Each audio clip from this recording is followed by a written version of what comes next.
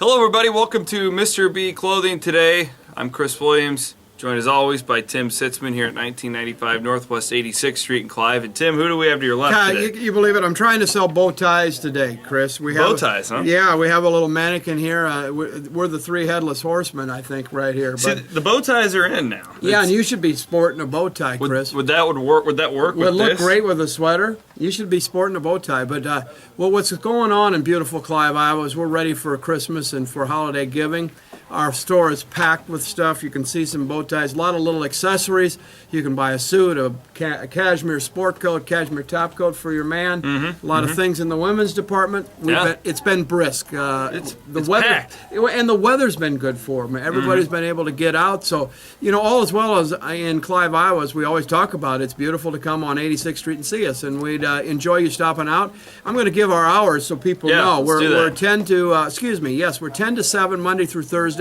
10 to 6 on Friday, 9 to 5 on Saturday, and we even stay open Sunday, noon to 4 for all those who just want to come out Sunday and shop with us. There you go. Well, this place is packed when I walked in. You know what? It took a while to even calm down. Yeah, it's so funny. They come in waves, but we love it. It's a great part of our year, and it's an enjoyable season, and people are having fun. The atmosphere is great, and come on out, and we'll help you any way we can. We wrap gifts. You can park in front of the store. What a great pleasure that is. We'll take them out to your car for you. We'll do what we can to make your experience as satisfying. All right, well, Tim, let's talk a little hoops now. Let's talk the real thing. Iowa State is an interesting hoops season so far. I think some fans may have expected more from this basketball team. I still think that I did a podcast earlier in the week. I still think it's an NCAA tournament team. I think it's a comfortable one just based off of the league that it plays in this year. Right. I think Iowa State can rack up 10, 11 wins in that Big 12.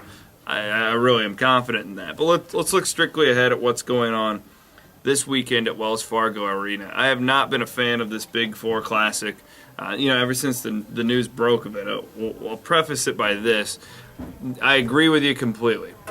Nothing to gain for Iowa State or the University of Iowa by going into the Knapp Center in front of that many fans, by going into the McLeod Center in Northern Iowa. There's nothing to gain. I mean, you want to, with that non-conference schedule, when you're playing a round robin now in the Big 12, you want to do all you can to grow your program as a national brand, and that includes going to those tournaments, scheduling games, like a Cincinnati and a UNLV, Iowa State's done this year. The University of Iowa went to Cancun. That's good for the program. The ACC challenge. For the big players in the state, I don't disagree with you, but I think for the fan base in the state of Iowa, I think it may be a good thing.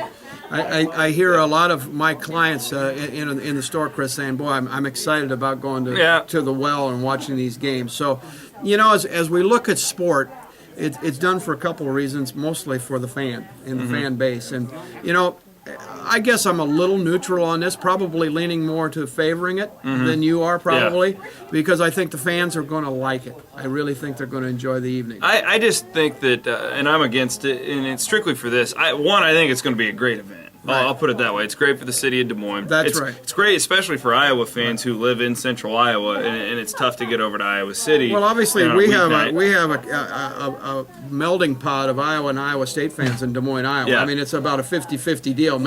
Maybe 52 Iowa State and 48 Iowa. I don't know, but we have a lot of Iowa and Iowa State fans living right here, even though Drake's here and you and I have fans here, but it's a smaller base. It just, to me, I remember being a kid growing up in the state of Iowa, where in a world where there are these, back in the day there used to be much more competitive non-conference schedules. Absolutely. Than there are today, and it just seems, I think over the last 3, 4, 5 years, the games you look forward to are Iowa State Drake, Iowa State Northern Iowa, Iowa Northern Iowa, Iowa Drake. Right. I remember as a kid being drawn to those games. And to me, I don't know how you do it. I don't know how you make it work, but Iowa State and Northern Iowa should play every single year in basketball. Iowa and Drake should play every year in basketball. We have such a unique deal here with the four. With this setup, they don't. That's my problem with it. Right. It's not necessarily the Des Moines thing that I don't like. I wish you could find a way, and it's hard. And I'm not the guy up there trying to pay the bills and Ames into Iowa City. Right. And there's certain things going on right now with the realignment and with the television. I just really would like to see those teams playing each other. I think your point's well taken, but and I also think that it's fun for the Drake kids and the UNI kids to just lace it up against Iowa Iowa and Iowa State. Even on football, with you and I playing Iowa and Iowa State quite a bit of the time, it's state rivalry time, and a lot of these kids played high school ball in the state, and they get to play against some of the people they played in high school. So that's a very, very valid point. But your point, what you're making, is when you look at the dollars and what the athletic directors have to go through to get these schedules, it's a very tough job. It sure is. And it's easy for me to sit here. We sit here and say, hey, why are we doing it? Yeah, I'm on my soapbox preaching this, but I'm not the guy who, if you talk to a coach, and any coach, I don't care who it is, and you explain to them the situation, and they're a BCS basketball coach, they're not going to want to play these games. They're not going to want to go into the NAPS. Look what happened to Iowa State last year. Yeah, absolutely. It's a lose-lose situation for Iowa State and Iowa. Right. But at the same time, I'm a fan of basketball, and I like watching the Cyclones go into the McLeod Center. It's a nice challenge early. I'd much rather watch them do that than schedule one more cream puff at the beginning of the season. Well, however, it's just not the world we live in. Certainly, going to the McLeod Center or going into the Knapp Center, it's not a cakewalk. I mean, the atmosphere is pretty competitive. Even though your point is well taken, it's a lose-lose for what we call the biggies of our state in the Big 12 and the Big 10, Iowa and Iowa State. And have fun telling Northern Iowa fans that Iowa State and Iowa are the big basketball schools in the state. I know, absolutely. With their recent successes is unbelievable. Really. Well, great coach up there. Obviously, I'm wrong though, because ticket sales are hot. Yep, for Saturday. Absolutely. You've heard a lot of buzz here at Mr. B about it. A lot of buzz. My customer base it was excited about having it in Des Moines, Iowa. So, good, bad, or indifferent, it's what's going to happen, and we'll see how it all plays out with the fans. I hope it's great. We do too. I hope that fans stay for both games. Right. I hope that downtown Des Moines makes a lot of money and it gives the economy a boost. I'm cheering for it. I just want to see those teams play each other every year. Yeah, that's just me as a basketball fan. I think we can, maybe we can come to compromise. Our government can't. Maybe you and I can come to a compromise. Yeah, I mean, maybe they should just let me and Tim Sitzmann here make all the decisions. Maybe we could run that fiscal cliff. We could take care of everything. Tim, I think if you and I sat down, we could figure out all the nation's fiscal problems in about 2 hours.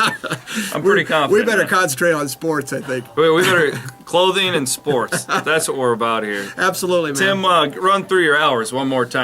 Monday through Thursday, 10 to 7. Friday, 10 to 6. Saturday, 9 to 5. Don't forget Sundays, noon to 4. And we're here to put something in the box for your loved one out there. All right. I'm Chris. He's Tim, of course. And what do we come up with a name for this guy? I don't know, but he's Mr. Bowtie. What's happening? Put a bow tie on with a jean and a nice coat, nice cashmere blazer, and you look pretty sharp. Folks, Tim's been talking about this bow tie craze for a while now. It's here to stay. It is here. The bow tie is I should have put one on. We could have sported one. Maybe not one of these times we'll sport a bow tie. You know what? Next week we'll put on some nice Christmas bow ties for everybody. That's what we try to do. All right. For Tim Sitzmann, I'm Chris Williams. We'll be back next week here at Mr. B Clothing, 1995 Northwest 86th Street in Clive. So long.